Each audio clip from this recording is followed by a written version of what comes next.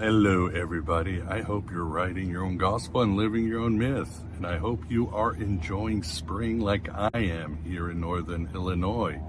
Indeed, Priapus and Persephone are holding court, and I'm enjoying it, enjoying the weather, the changing weather, and just to wear a wife beater to be comfortable for a while. But I'm here for other reasons, and that's to remind you of Astrognosis 3.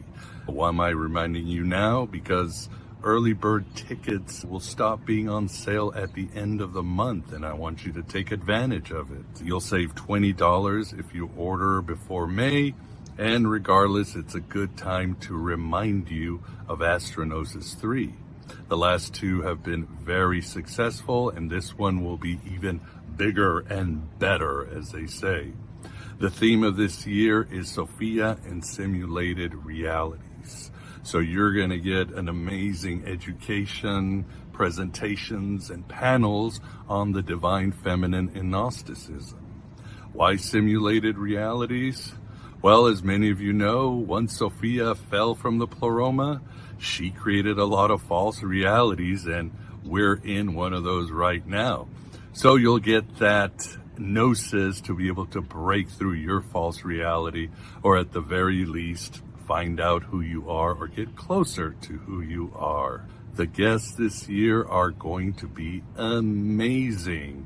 We've got coming back Mitch Horowitz, Richard Smoley, Stephen Snyder, and James True, and I'm finalizing some of our new guests, and these already include Ola Wolny, Rhyme, David Block, and some other ones that are going to make the entire Sophia and simulated realities a complete mind bomb, and again, self-discovery for you. One of our guests who's coming back, who's done the last 2 years, is my friend Chris Knowles. And if you're watching this, you're going to get his full presentation from last year. Last year the theme was Meet the Archons, and his presentation, which is completely mind expanding and reality dispanding, is entitled Our Transdimensional Archons. It's intense. You might have to sleep with the lights on or burn some sage after this, because Chris brings the entire John Keel and Charles Fort vibe into things. It's amazing, and I know this year Chris will even blow us even more away.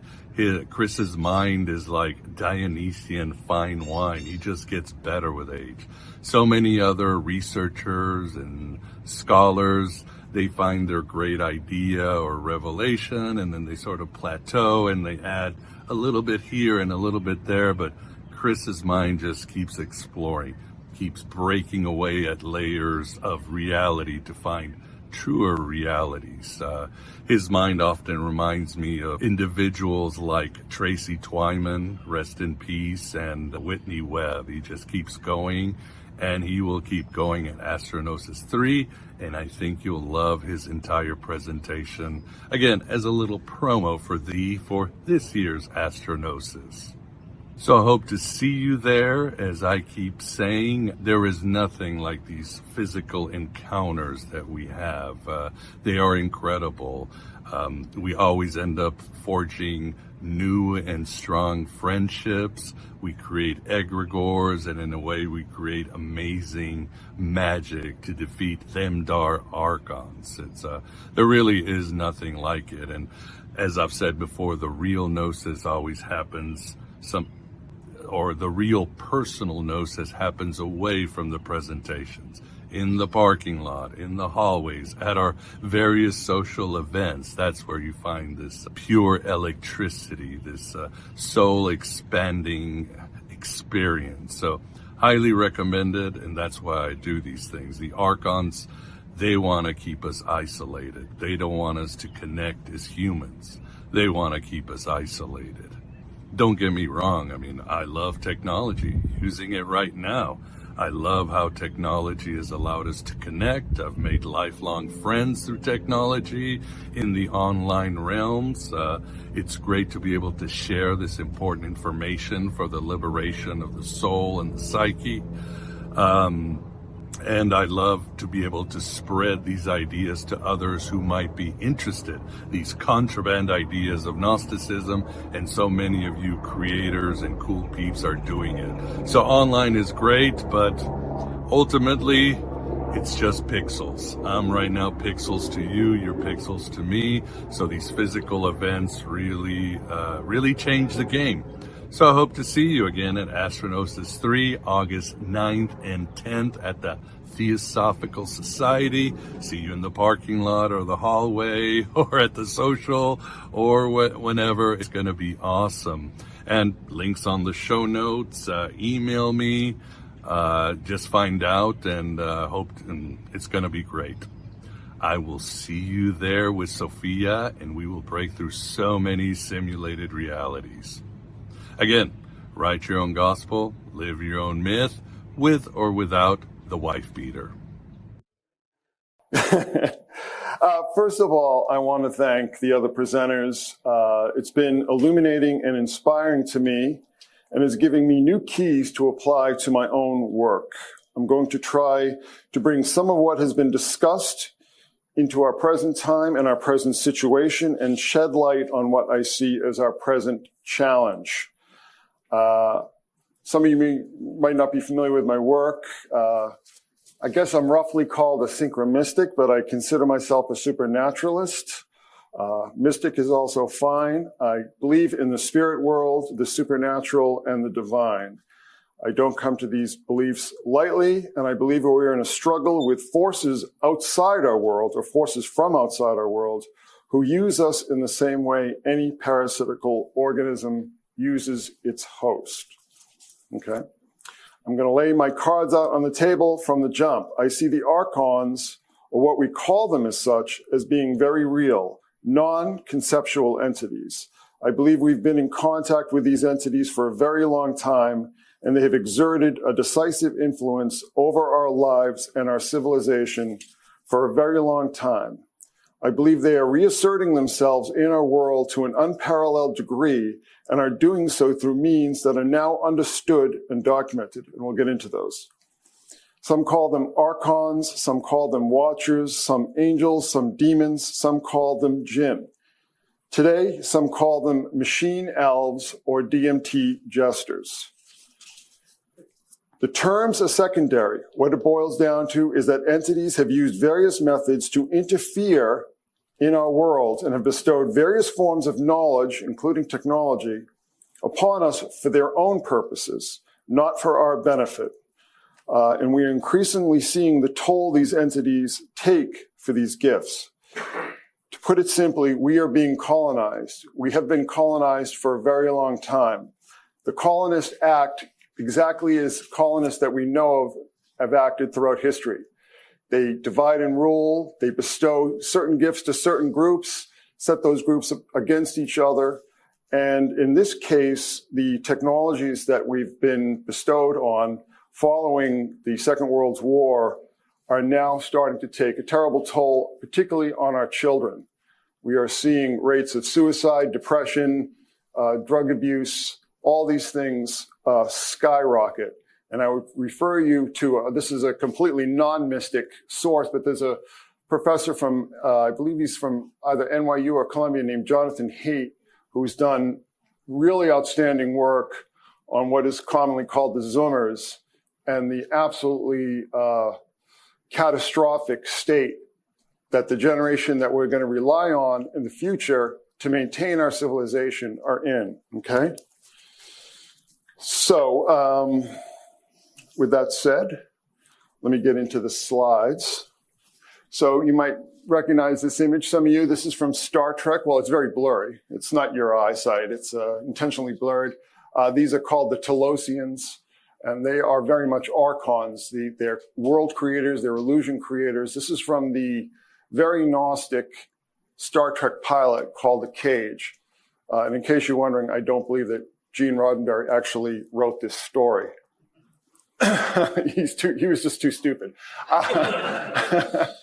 Genesis 6, 1 through 2. And it came to pass when men began to multiply on the face of the earth, and daughters were born unto them, that the sons of God saw the daughters of men, and that they were fair, and took them as wives, of which they all chose.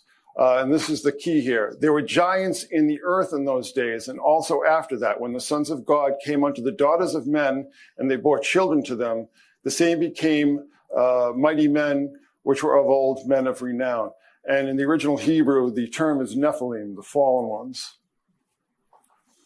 This is from Jude in the New Testament. And the angels, which kept not their first estate, but left their own habitation, he hath reserved in everlasting chains under darkness unto the judgment of the great day.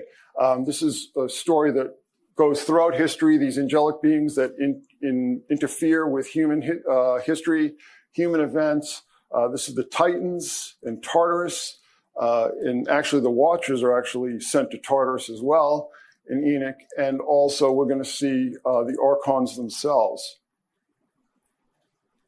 This is from 1st Enoch. And beyond that abyss, I saw a place which had no firmament of the heaven above, and no firmly founded earth beneath it. There was no water upon it, and no birds. It was a waste and horrible place. This is describing the abyss. I saw that there were 7 stars like great burning mountains. And to me, when I inquired regarding them, the angel said, this place is the end of heaven and earth. This has become a prison for the stars and the host of heaven. Now, the stars are very important. I did a presentation on the stars last year. I'm not going to run you through that at all. It's its own story, but all this is very tied up in stellar lore, okay? Now, the interesting thing is that I believe that Enoch is a visionary text in the same way that the Mithraic texts or the Mithraic liturgy is a visionary text. If you read the Mithraic liturgy, it reads like an alien abduction narrative. I'm like literally brought up into a flying disc that flies across the skies and so on. It's literally that literal. But this is from Hypostasis of the Archons. His thoughts became blind, and having expelled his power, that is the blasphemy he had spoken. This is about Ialdabaoth. He pursued it down to chaos and the abyss. His mother, at the instigation of Pistis Sophia, and this was covered very brilliantly this morning, and really major kudos to April. And she established each of his offspring in conformity with his power after the pattern of the realms that are above, for by starting from the invisible world, the visible world was invented. As incorruptibility looked down upon the region of the waters, her image appeared in the waters, and the authorities of the darkness became enamored of her, which is very oddly similar to the sons of God being enamored of the daughters of men. This, of course, is cosmic. But I do believe that these texts were arisen from psychedelic, for lack of a better term, psychedelic visionary experience. I don't think this is an unusual phenomenon throughout history. Now, these are the names of the Watchers. There are 12, okay? Sometimes there are 13, but that's not really a Watcher. It's sort of their prison guard. But as you see here, I mean, I'm not going to read all these, but we see here that the Arachiel taught the science of the earth, which geology, I suppose. Amoros taught enchantments. Azazel taught how to make knives, swords, shields, ornaments, and cosmetics. Gadriel also taught cosmetics and also taught weapons and killing blows. One thing that you'll notice, and one thing that I've talked about, is that if you look at ancient or medieval, Renaissance, maybe even a lot of Byzantine depictions of the angels, they're all basically trans. I mean, they're all dressed as women. They look like women. You know, they're all very tall and so on. But we see this with the Watchers, that there is a heavy influence of androgyny and cross-dressing for reasons still unclear to me. But we see one taught meteorology, taught the art of writing, courses of the moon, so on and so forth. They came and they taught all these arts, okay? Now, I believe that this particular story is not literal, that this is an allegory, but I think this is an allegory of a process that has repeated itself throughout history, that beings somehow have contacted us and given us arcane knowledge, okay? Now, this is from the Apocryphon of John, and we also have 12 authorities, or 12 archons. I know that April discussed that there were 7. I mean, this is the whole thing with Gnosticism. It's, there isn't no set canon, so to speak, with a lot of these ideas. But we see here that it's very similar in some ways, that the archons are not only rulers, but they are sort of guardians or shepherds, let's say, of humanity. The bestowing of technology is not as explicit in the Gnostic text, but I believe it is implied. The 12 authorities then create the 7 powers, who represent the 7 days of the week. This is, again, Gnosticism here. Thoth, or help me out here, April. Thoth, goodness.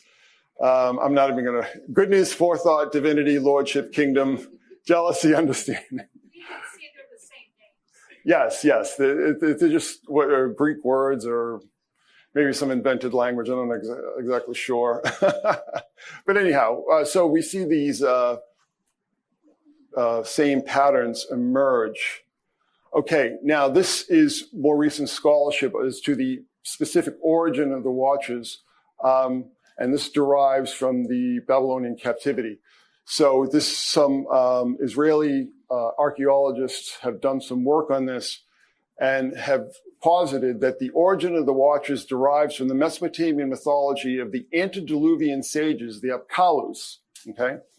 The mythology of the watches derived from inverted versions of various Mesopotamian myths about Apkalus. Now, these are the same kind of figures. They're civilizing figures. They teach arts. They teach knowledge, and so on and so forth. The sages were already regarded as dangerous and particularly malicious creatures upon which the Jewish authors could build their counter-narrative. Okay, so this is, the war of the gods, so to speak, the war of the tribes, the war of the religions. Your gods aren't gods, they're demons and so on. Among other associations, the Apkalus had strong ties to Mesopotamian demonology, and they were occasionally counted as evil beings capable of witchcraft. There's that seed pack again, the little purse. We saw that before in the Gnostic amulet, didn't we? So very interesting. And then, of course, the pine cone, which some people have connected to the pineal gland, okay? So this is a typical Apkallu, different versions of them. Again, this is a mythology that has survived over thousands of years, which is always amazing to me that Sumerian mythology, starts in prehistory, basically, and was followed through this musical chairs wave of invasions going through Mesopotamia. The Amorites would come, or the Assyrians would come, whomever, the Akkadians, right? There would be this constant churning of empires, but they would all adhere essentially to the basics of Sumerian religion, but also maintain the Sumerian language as their sacred language, which is very, very interesting to me. Now, we just talked about the 7 principles in Gnosticism. Well, there are 7 Apkallu, okay? So he who finished the plans for heaven and earth, he was endowed with comprehensive intelligence, was allotted a good fate, born in a house, blah, blah, blah. You can just see it. What I'm trying to say is that we have these repeating numbers of 12 and 7. So I believe very much that the Gnostic authors were very much familiar with Enoch, very much familiar with the Apkallu, and were using that as the basis for the creation of the archonic stories. Now, personally, I don't believe that there are 12 or there's 7. I think this is all interpretation. But I believe that they are devising allegories to describe a very real phenomenon, okay? So this, this is from Enoch again, first Enoch, talking about the women conceiving brought forth giants whose stature was each 300 cubits. Unlikely. These devoured all of which the labor of men produced until it became impossible to feed them when they turned to themselves against men in order to devour them and began to injure birds, beasts, reptiles, and fishes to eat their flesh one after the other, to drink their blood. Then the earth reproved their unrighteousness. So we see the Watchers come in, and it's like, wow, these guys are great. They're teaching us how to write and astrology and cosmetics and weaponry and all these kind of things. But there's a flip side. There's always a flip side, in the exact same way that when colonists descend on a country to be conquered, they'll also bestow these technological gifts, don't they? But they use them as a tool of conquest. So why did the archangels have to dispense with the Watchers? So this is from Enoch 9. Then Michael and Gabriel, Raphael, Suriel, and Uriel looked down from heaven and saw the quantity of blood which was being shed on earth and all the iniquity which was done upon it, and said one to another, it is the voice of their cries. The earth deprived of their children has cried even to the gate of heaven. So what we're seeing is that the gifts of the Watchers brought war, essentially. And if this is based on the Akalu, I guess at the time of the writing, this would have been the Neo-Assyrian Empire.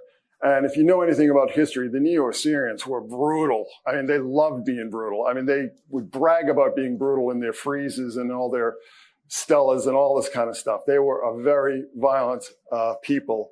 So I think that the Jewish apocalyptic authors who were writing First Enoch saw this activity and associated with, oh, it's like, look at these, you know, the walls of Babylon, look at this magnificent city. They must have gotten this knowledge from higher beings. But the flip side of it is just the incredible carnage that the Neo-Assyrian Empire had unleashed upon the world. So we're going to fast forward a couple thousand years now. This is the reappearance of the Watchers. 1773, the first Enoch was rediscovered by a Scottish Freemason named James Bruce. Then this is just listing the various translations. The first translation was seen to be very poor, very inaccurate. It was sent back for a revision, and then was sent back for another major translation, and then a revision of the major translation. But while searching for the source of the Nile River, explorer James Bruce acquired 3 complete copies of the Book of Enoch in the Ethiopic language Ge'ez. These were brought with him back to Europe. I think it would be 50 years before the first translation of Enoch into the English language would appear in 1821. Okay. So this wasn't an accident. Bruce went specifically looking for it because he saw Enoch as a Masonic text, because of the association with Enoch, with Metatron and so on. I mean, it's a long story, but they specifically went looking for Enoch. This wasn't like he just happened upon it while he was exploring the Nile. All right, so agents of deconstruction. And this is another time jump here. But it's all part of a continuum, because I believe that these entities that we're referring to, that we've devised these stories of, these visionary psychedelic stories of, they don't have our, sense of mortality or sense of time. Their whole concept of history is much different than ours. Yes, this is one of my favorites. This is Augustine, St. Augustine, City of God, but he's actually quoting a pagan author who was on trial for witchcraft at the time.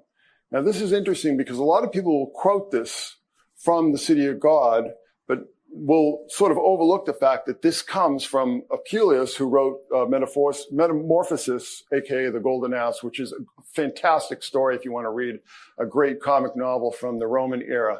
But anyway, Apuleius said that demons are agitated with the same perturbations of mind as men. They are provoked by injuries, propitiated by services and by gifts, rejoice in honors, and are delighted with a variety of sacred rites, and are annoyed if any of them be neglected. And this is where this whole OCD ritual kind of thing that I've been tracking, these mass rituals, I believe this is the origin of it. On them, on the demons of the air, as Apuleius is describing them, depend the divinations of augurs, soothsayers, and prophets, and the revelations of dreams, and from them also the miracles of the magicians. Okay, so you got to understand that the time this book is written, most of what was being passed off as magic was tricks. It was, stage magic, exactly. It was a kind of technology. I mean, the great version, the great example of this is Glycon, the snake god, which is just a puppet with like a tube and somebody to be underneath the temple talking into the tube and so on. So magic and science and technology were seen as one. So I had originally stumbled onto this whole explanation when I did a series back in 2016 called Lucifer's Technologies, where I looked at the Roswell, the quote-unquote Roswell crash, and as I was picking it apart, realized that it was all ritualistic. It was very highly ritualistic. We won't go into that now, but that's worth its own presentation, okay? Now, this gentleman here, Victor Goddard, a very high-ranking military officer, fought in the South Pacific in World War II. He said something very similar to what Apuleius said. He said, the astral world of illusion is greatly inhabited by illusion-prone spirits, is well known for its multifarious imaginative activities and exhortations. Others pronounce upon mortality, spirituality, deity, etc.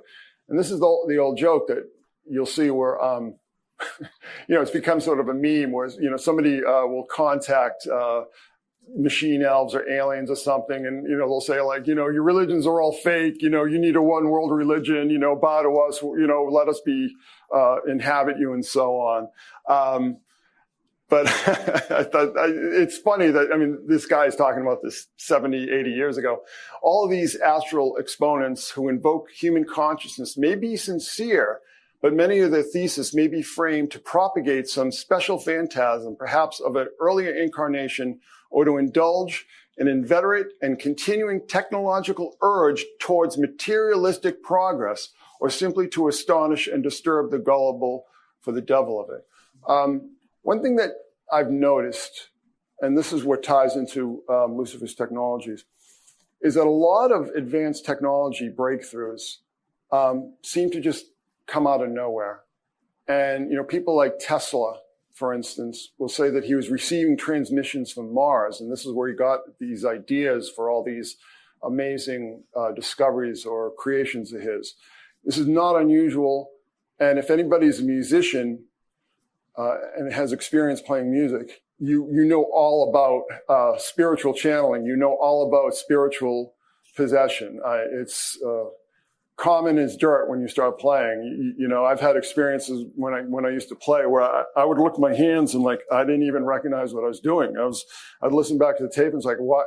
That's not something that I would play. It's an experience where something else is inhabiting you, something outside of you. Wing Commander Sir Peter Horsley, Equerry, which is the military advisor. Equerry means the military advisor to Queen Elizabeth. Suppose we are living in a multi-dimensional time track with a young primeval world, our own, and a much older world with advanced technology, all aging and developing side by side, conscious and sometimes stirred by the presence of the others. Strange ships in the sky, images of ancient creatures, the impudent antics of poltergeists.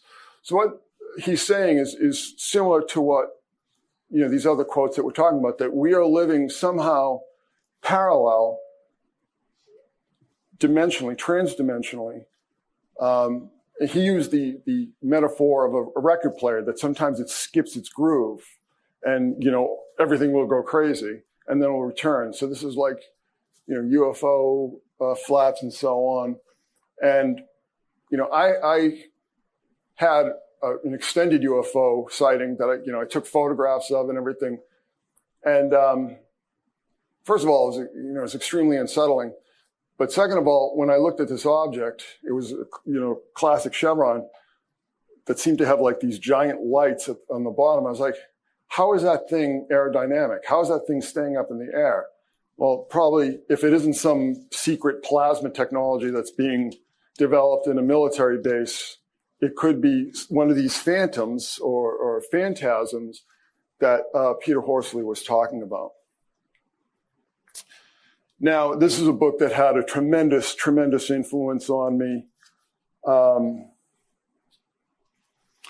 John Keel, the author of the Mothman Prophecies, wrote a book called Operation Trojan Horse that came out the same year as another sort of formative book in the same genre called Passport to Magonia by Jacques Vallée. Okay. Keel is kind of like the extremely paranoid counterpart to Vallée. I mean, this guy, his paranoia knows no bounds. But he said, this is back in 1969, he said, I abandoned the extraterrestrial hypothesis in 1967 when my own field investigations disclosed an astonishing overlap between psychic phenomena and UFOs. The objects and apparitions do not necessarily originate on another planet and may not even exist as permanent constructions of matter. Okay? The UFO manifestations seem to be, by and large, merely minor variations of demonological phenomena. Okay, so this is not a evangelical Christian or whatever. This is not a religious guy. This is a secular researcher, UFO researcher, and let's be clear that the term demonological demon. I mean, we're talking about the demons of the air. We're not talking about medieval demons with cloven hooves and so on. It's an entirely different phenomena. Okay. Now, this is the text that really changed my way of thinking. It's sort of put in the last piece. I've been working on this Lucifer's Technologies series for a number of years, and that's a pun on Lucent Technologies. My wife worked at Lucent Technologies when they first opened, and she worked at the plant or the building in Murray Hill, New Jersey, where the transistor was first, quote unquote, invented. Okay, she worked in that same building, and it's a long story, but they're now owned by Nokia, so it's I don't even know what they're doing anymore. But anyhow, I was puzzling. What is the point of this? I understood this whole idea that goes back in history. We talked about Apuleius, the miracles and magicians, and so on. If we're being given this technology, what is the point of it? Like, why? What purpose does it serve? What good would it do these beings that can't even exist in our realm? Okay. Well, let's get into it. This is Professor Carl Rasky of the University of Denver. He wrote a paper in the early 90s called UFOs, Ultra-Terrestrial Agents of Cultural Deconstruction. Rasky suggested that the search for meaning behind the UFO enigma was caught up in ideas about aliens from other planets in structured craft. Okay, and that's what's the ETI, the extraterrestrial hypothesis, ETH. Rasky proposed that whatever was behind the UFOs was acting as a catalyst for change in ideas about what was possible and even acceptable. Okay, so this is 30 plus years ago. Think about all the changes in the past 30 years, okay? So he's talking about all these UFO flaps and these basically these ghosts in the sky, these ghost ships. And this goes back, as, Miguel mentioned, this goes back to the Mandeans and the Yazidi, and arguably the Gospel of Judas. I mean, this is a very ancient idea or a very ancient observation even, of contacting or being in contact or observing basically these glowing objects in the sky, these autoluminous objects that seem to come and go and seem to be peopled by, very short creatures, right? Very short beings. So just think about say, the UFO wave, in post Whitley Strieber's Communion. I was doing a show. I was talking to Mike Cleland, who some of you might know, and we were talking about communion. And I remember I was working in New York City in 1987 when that book came out. You could not walk by a book. This is when there was a bookstore like every few blocks in New York, right? You could not walk by a bookstore without seeing that face, that alien face. You know what I'm saying? And that, so, X-Files sort of arose from that whole situation. But there was a whole thing with intruders, all these, the UFO wave. There were UFO conventions on a regular basis back at that time, early 90s. So the UFO, and this is like Bob Lazar. I mean, some of the things that we're seeing being discussed now that like people like me who, are a little bit long in the tooth when it comes to ufology, you're like, oh, you're talking about that again? I mean, really, Bob Lazar? Come on, wake up. But the ultimate point, as Rashke sees it, is to change the culture by deconstructing. And we'll get into what he means by deconstruction in just a moment. What this may mean, what this may indicate is that UFOs may exist as a mega experiment in deconstructing our ideas of what is possible, our place in the universe, our ways of accepting what is real, and even our methods of cataloging sensory input. So just think, this book, this is written 1991, I believe. Just think of all the incredible changes, the internet, cell phones, but also social changes and just the, basically, I would call it the collapse of morale among young people. The morale has been shattered. And this is something that he talks about as well. So there's Professor Rashke. He says, I substitute the prefix ultra, where one would expect extra, to stress that the phenomena in question may not only be from beyond the Earth, but from outside the matrix of space, time, and matter. And boy, we heard about that this morning, didn't we, right? These beyond space, the Gnostic gods who are not even of this universe, right?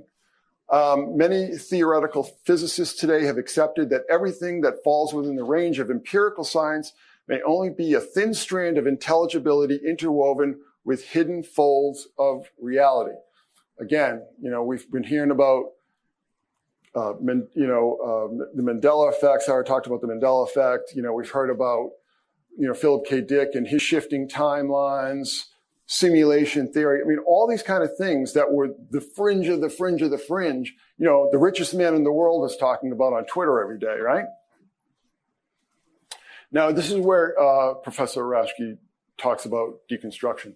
Deconstruction is contrasted with destruction, the latter being an unconstrained act of demolition, while the former suggests an aim-governed and formative sequence of changes. Deconstruction is not sudden, but slow and inexorable. It is akin to a sculptor chipping away at stone to craft a figure. So far as UFOs are concerned, the deconstruction works upon human culture as a whole, although it may also have devastating effects on individual lives. So what Rashke believes and what he wrote about is that the UFO phenomenon was having a deconstructive effect merely by its existence, merely by the fact that people were witnessing these ships. The psychological effect that it would have to see a technology, and this is something I can speak to from personal experience, where you are standing there on your front porch, staring at this giant chevron, wondering how the hell it stays up in the air, and realizing this beats me. I don't know. I don't know what that is. I don't know where it comes from. I don't know why it's just sitting there. Why is it choosing to sit there over my house? And I'll tell you another interesting story.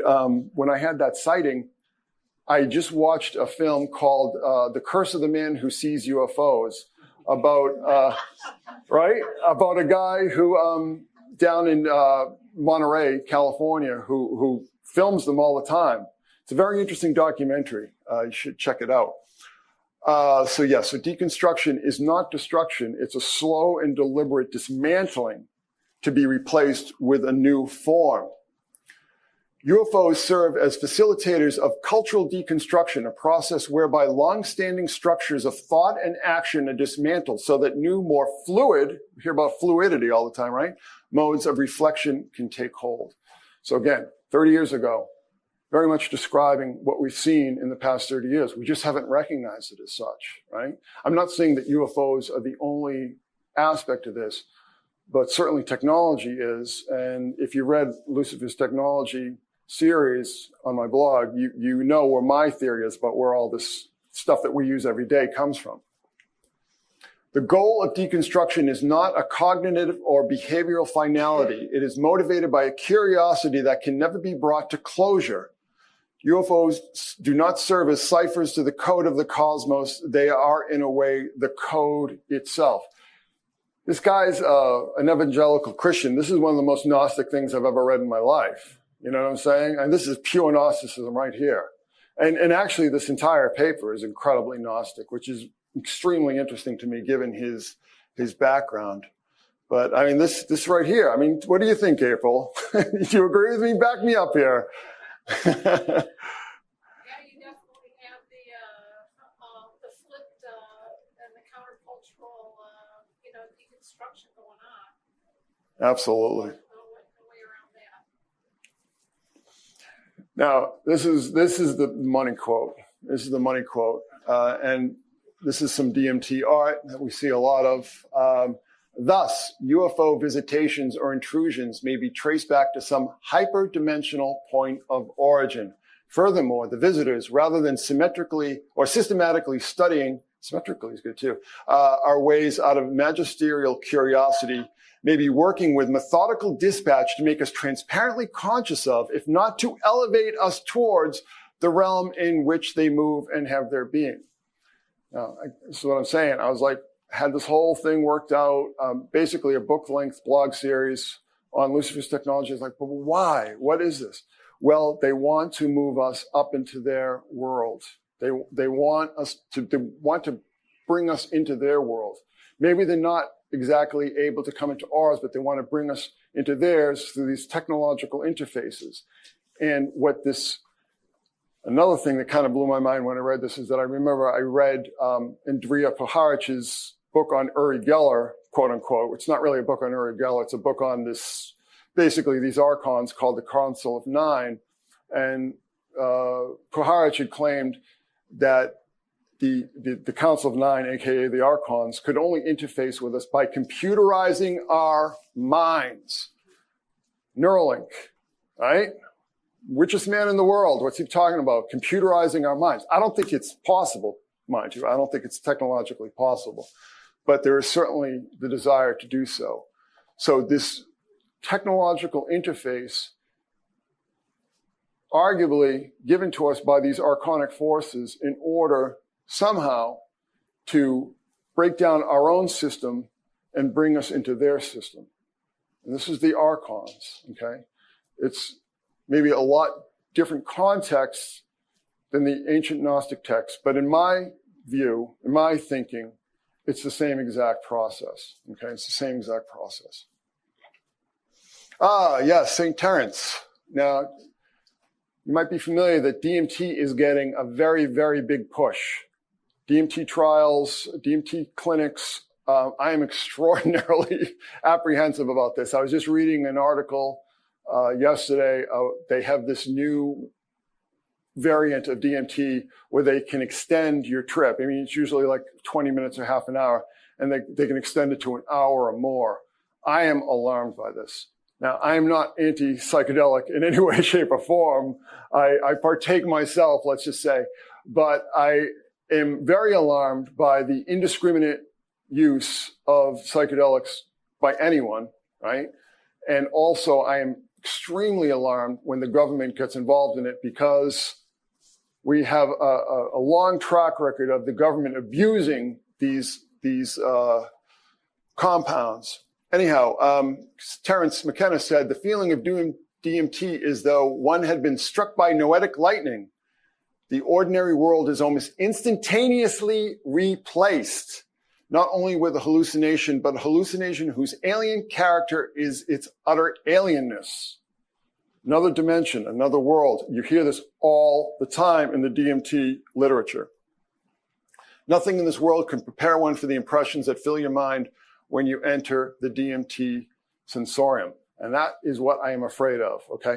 Now, the interesting thing about McKenna, and I haven't been able to find the quote, but I remember reading this some 30 years ago, where he said, you can only have a very small population or small percentage of the population involved in heavy psychedelics, heavy hallucinogens. If you go over that number, you start to destabilize. And I believe that that is the goal, the specific goal of these programs is to destabilize, okay? And now here's Dr. Rick Strassman.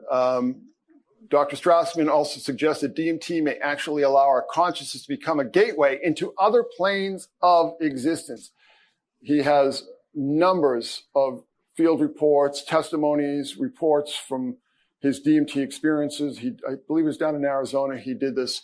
Now he's getting involved in it again, which is a little concerning to me because I remember he said that he was stopping it because the reports were so consistent and so unsettling that he came to believe that some other force, objective reality force, was in contact with people, with human beings through these drugs, okay? Other test subjects that have used DMT in a lab setting have also suggested this may be happening based on their own experiences. While each person has their own unique experience on DMT, there are many similarities that are recurring in each person's experience. They each encounter a realm which is completely different than the one we're in right now, and they encounter other intelligent beings.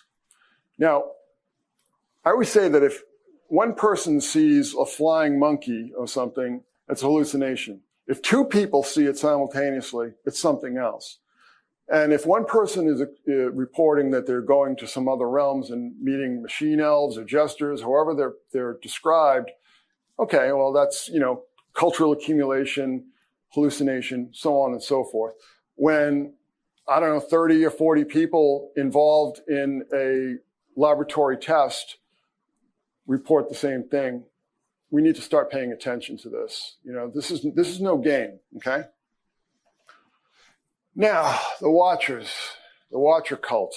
One thing that I came to realize almost by accident is that there are Watcher cults, and there is a Watcher cult. We see these eyes everywhere. We see this one eye signaling. I believe that's related to the star of Algol, aka Ra's al Ghul, the demon's head. But we see this is at Chambers Street Station, which is 2 blocks away from 9/11. 9/11 from the World Trade Center. And this is the same installation. I've seen this. I used to see this all the time when I was working downtown.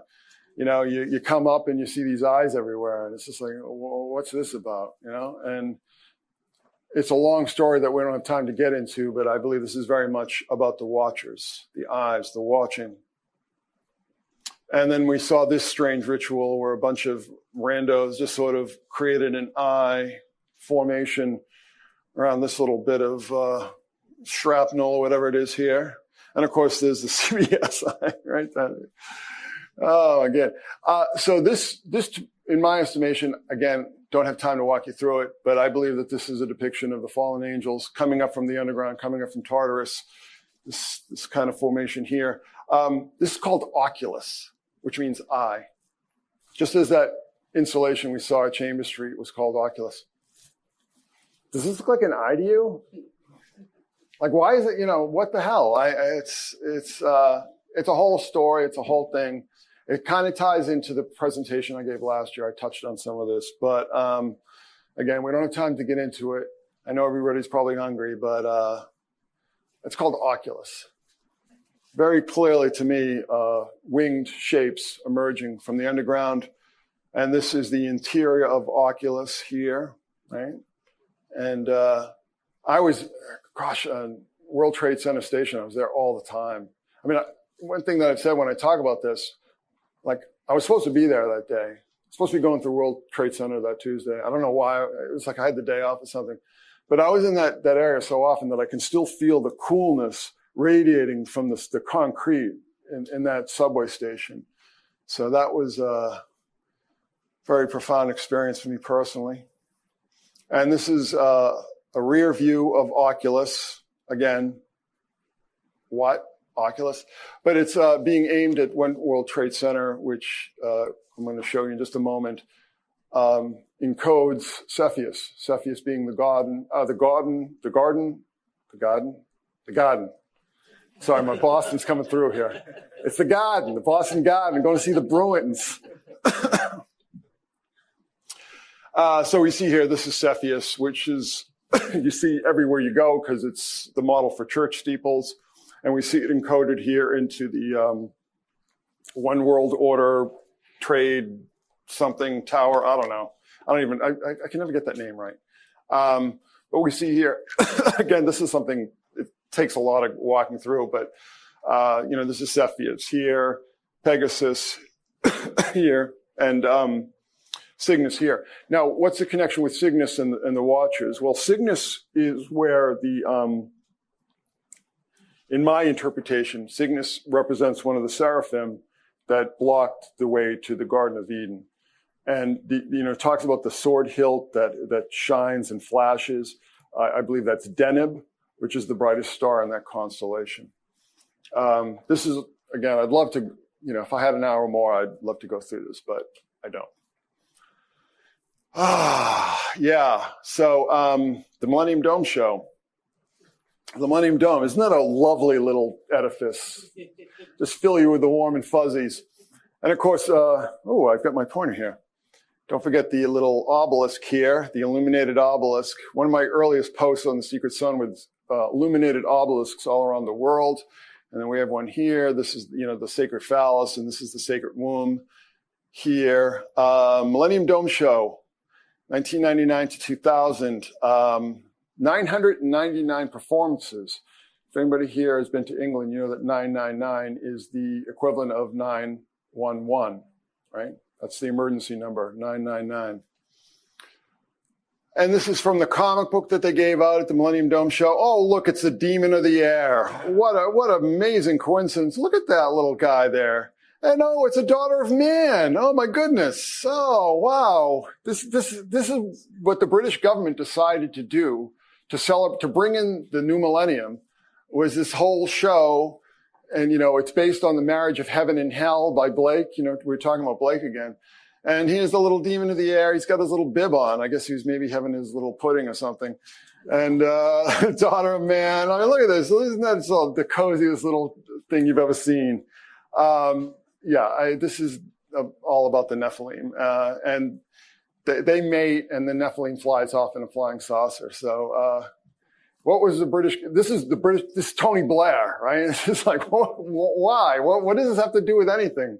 Well, it has to do with the religion of the royal family. Because here's inside. Oh, the womb room. What's being born in the womb? Giants. There were giants on the earth in these days. Nephilim, look at the eye in the center there too, the watcher and the progeny, right? And then, of course, since it's the royal family, you've got to have the naked, afraid boy, right? You're going to have that imagery because, that's part of their religion as well, right? So the giants, these formless giants being born in the womb room. And of course, also in the womb room, we have another, maybe a little bit more developed Nephilim. Okay, so it's literally just Genesis 6:4. That was the British government's way of celebrating Y2K.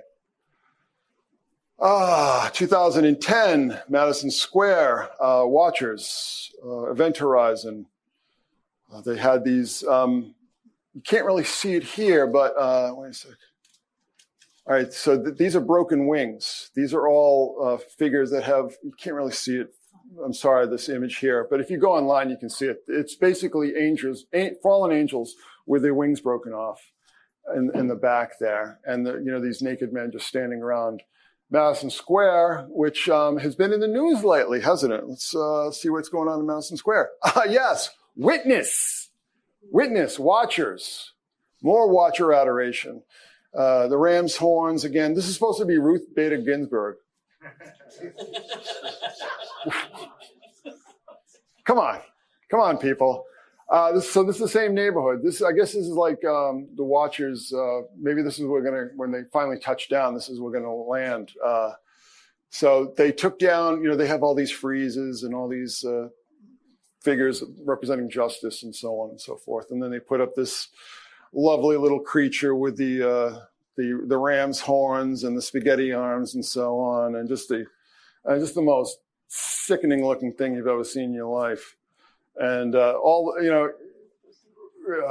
New Yorkers, not known for their fundamentalist panic, let's just say, are saying this thing is satanic, this thing is a disgrace, it's a disgrace to Ruth Bader Ginsburg's memory. Don't have time to go into it, but there is some rather sketchy background on this. I'll put it out on the blog. And yes, this is called Whiteout, same neighborhood. This is actually an artist's depiction, but this is also Madison Square, these orbs. If you're familiar with a lot of this literature dealing with all these kind of extraterrestrial, ultra-terrestrial things, orbs show up all the time. I've actually seen orbs as well. They did not fill me with gladness and joy, let's just say. I'll just tell a story. Listeners and readers of mine know the story. My wife and my daughter and I were driving up Route 93, right? Going into New Hampshire. And as soon as we cross the border, we see this plane taking off from Manchester. And there are these two orange orbs that are circling around it. And when I looked, I was like, they look like they're trying to make that thing crash. It was very unsettling to see. And they look very sickly too. Orbs. Oh, here we go. All our friends, Donald J., right? King Solomon, Benny, and Emperor Jupiter. Oh, my goodness.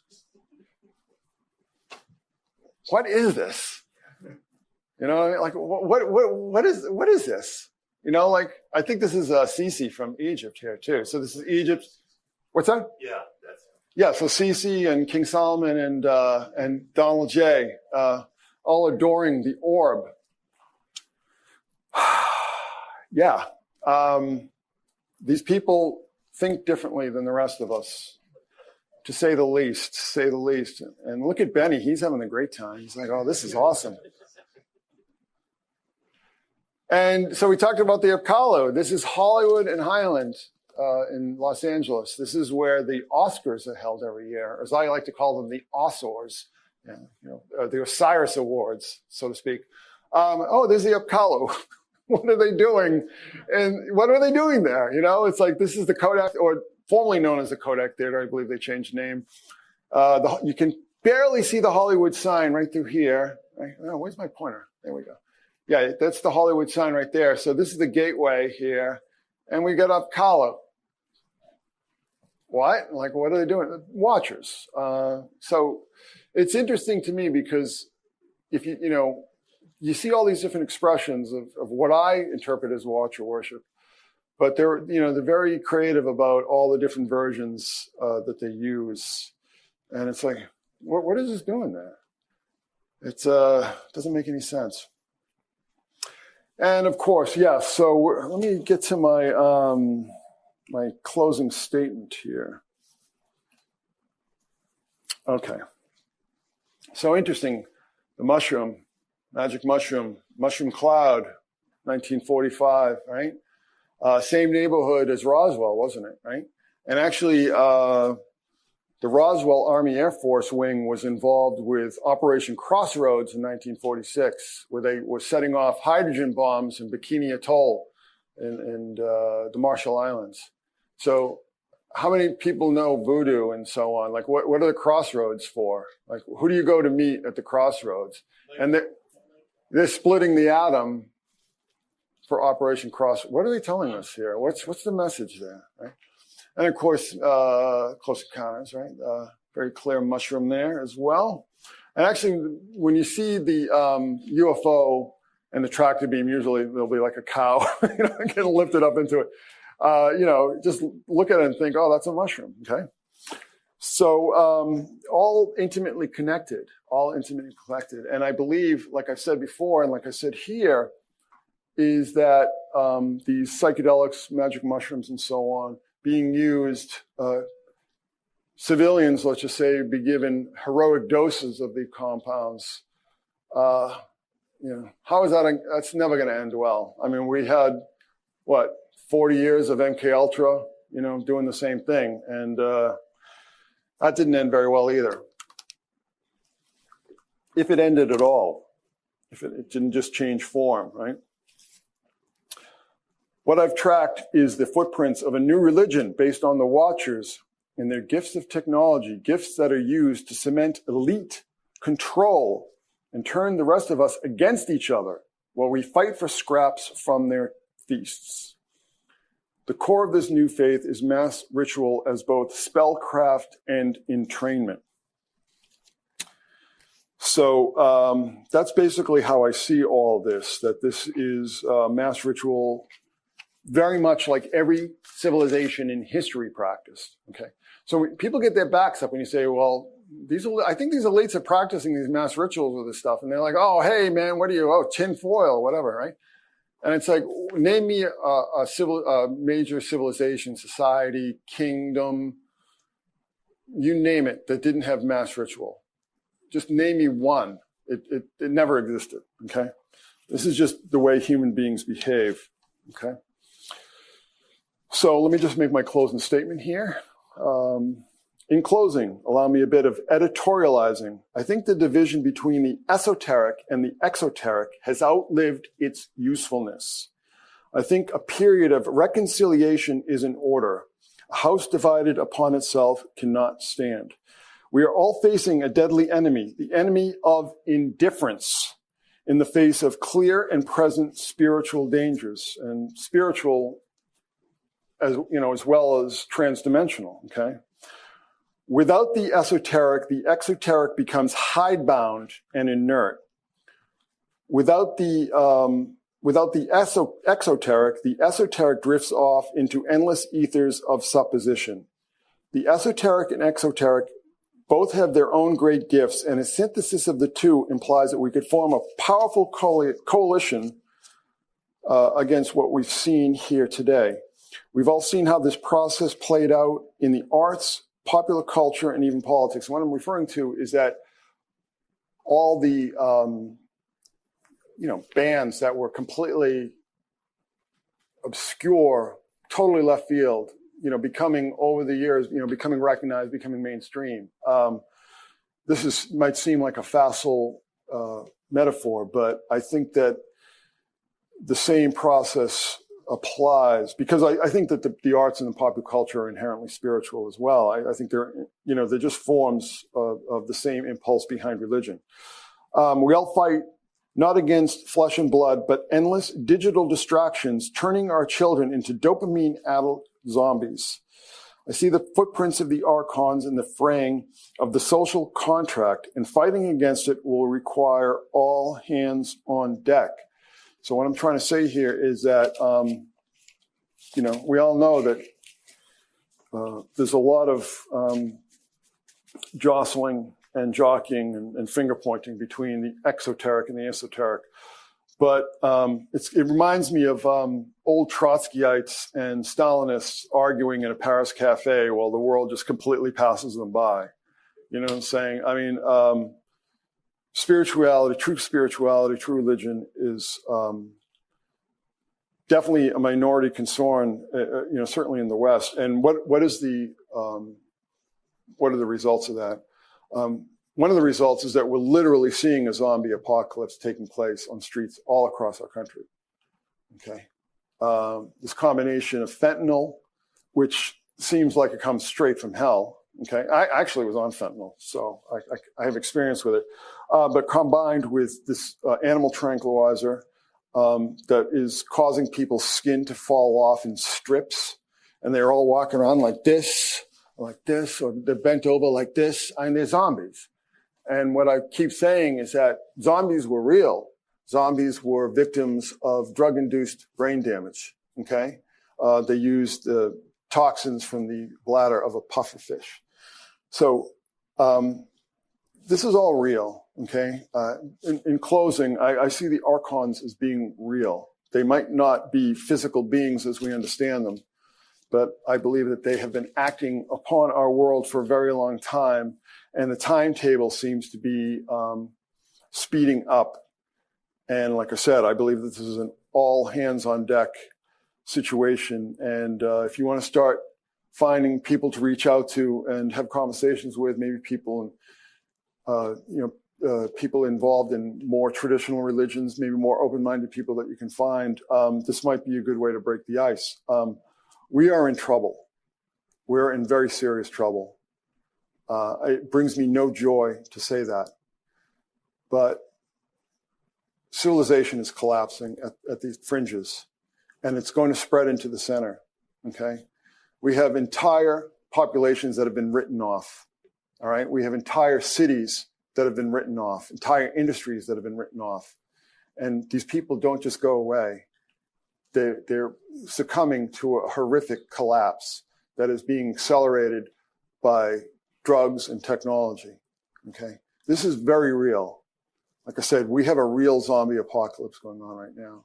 We are in danger, and we all need to band together, because we have, I think I've, in this very short presentation here, just giving you an idea of who I think the real enemy is. And they are classic colonists, classic imperialists, okay? And they behave exactly the way that human colonists and imperialists have acted throughout history, Call them the Watchers, call them the Jinn, call them the DMT, machine elves, whatever. But it's all the same thing in my estimation, and it's something that we need to start waking up to. And I mean, I'm an optimist. I think that we're going to win, but I want to win with a minimum of casualties, okay? And that's all I have to say.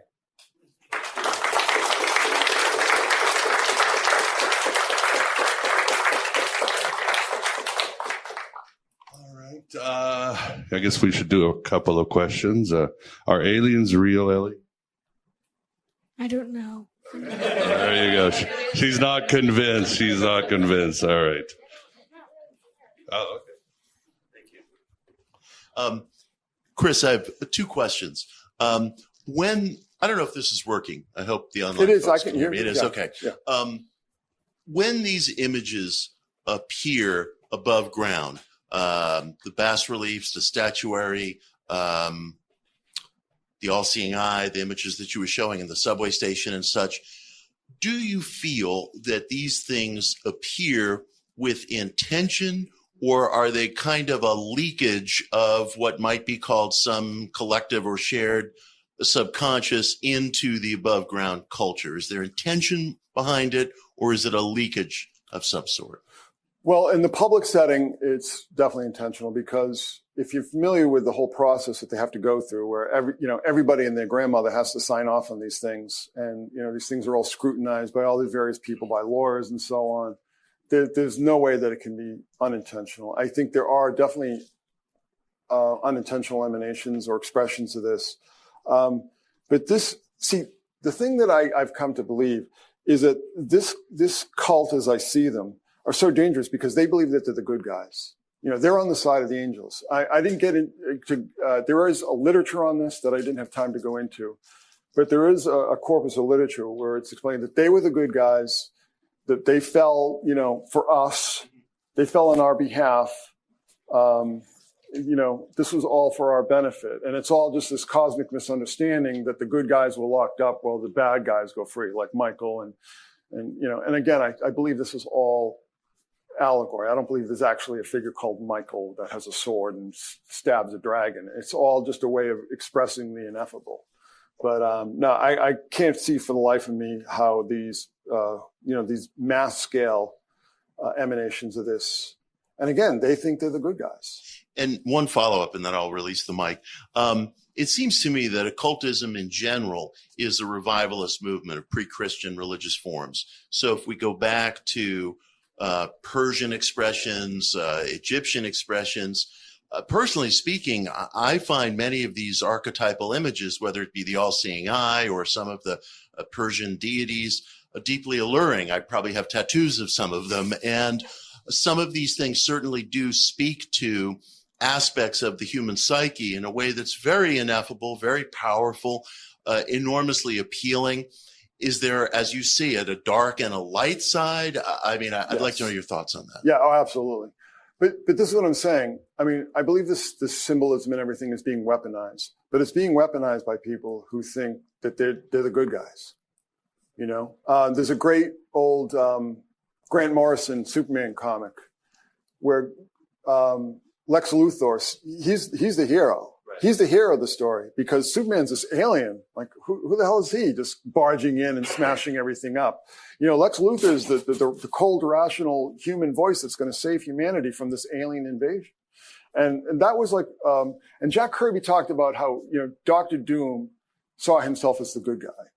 Like he was, and, you know, my pop culture obsessions here. William B. Davis, who played the Smoking Man in X-Files, he said, I was the hero of that series. I was a good guy. Mulder was just this loose cannon, just running around, waving his pistol and, you know, making a mess of everything. I was the cold rationalist. You know, I was trying to save what could be saved, you know, what was left of humanity.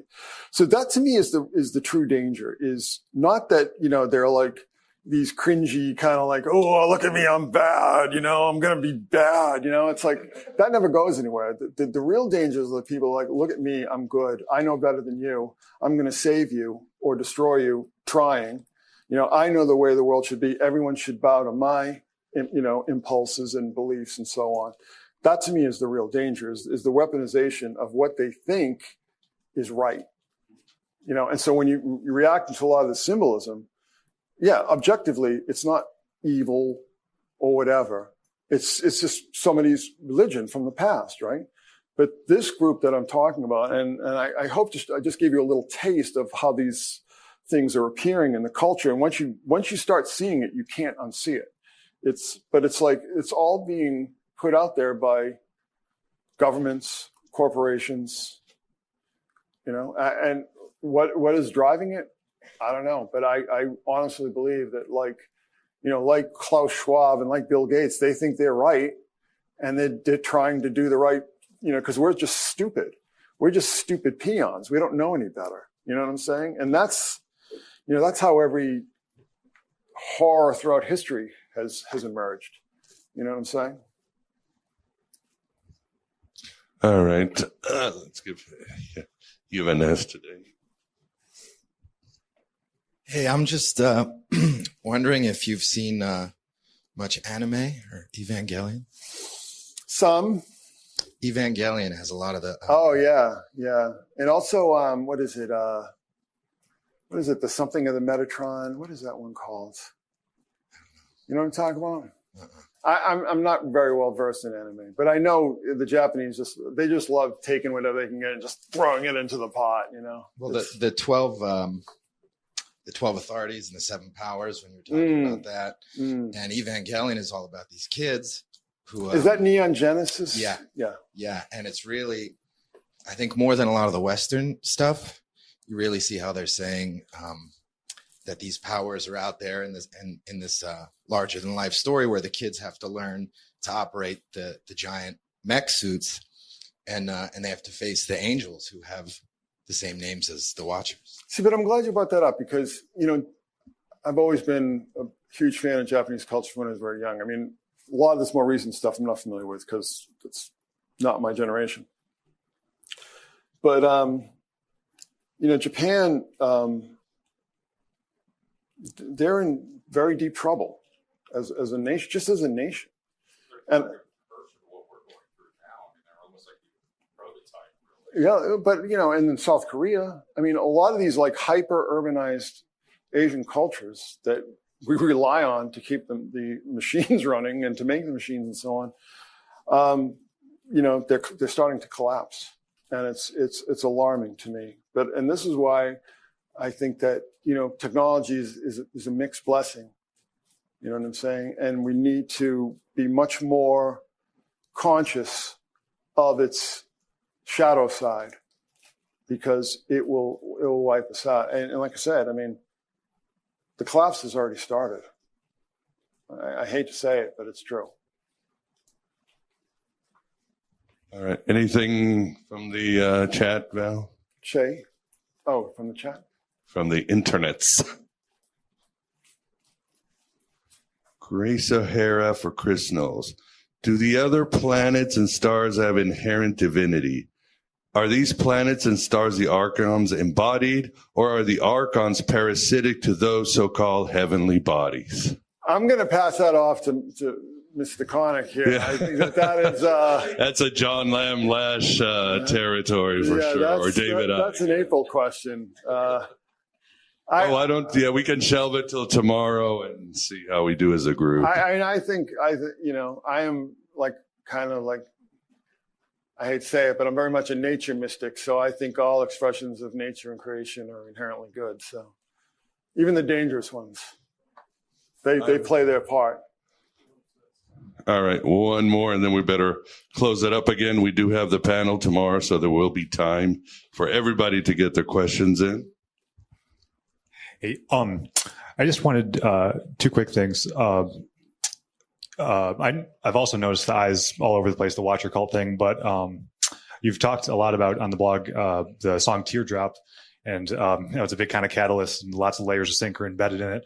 But I wonder if it's maybe a shot across the bow to the Watcher cult, as in a teardrop in the Watcher's eye, kind of thing. I doubt it, but the composer of that song would be very much at home among us and in this building. Yeah. But just make of that as you will. Yeah. And just the other thing too, about, I don't know too much about Sumerian like music or anything, but I thought it was interesting that they have the 12 and the 7, and the scales, the chromatic scale is 12 notes, and the heptatonic scale is 7 notes. Exactly. Yeah. And so there must be some kind of overlap there. Nature is music. Thank you. Music is nature. And Tolkien said that the world was sung into creation, in his Rings mythology. So. All right. Well, one awesome. question. One last question. Do we have another? Hold on.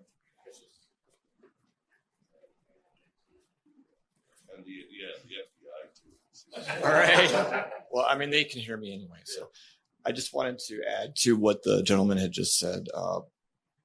I actually know where you're going with that. And I think that it is the peacock teardrop is what you're referring to, right? Yeah. See, it's an inter-genre symbol. So anyway, that's all I have. Yes, Awesome. Well, thank you. Melek Taos, right? Melek Taos, yeah, the peacock angels. In alchemy, the peacock is that process right before complete destruction or after destruction. Is that right? Yeah. Did you see my thing where I posited that Phoenix is Lyra? Yeah. Elvis's favorite animal was the peacock. You knew I was going to say that. Beautiful creatures. Beautiful, magnificent creatures. All right. Well, also, please give a round for Chris. And we will still have more.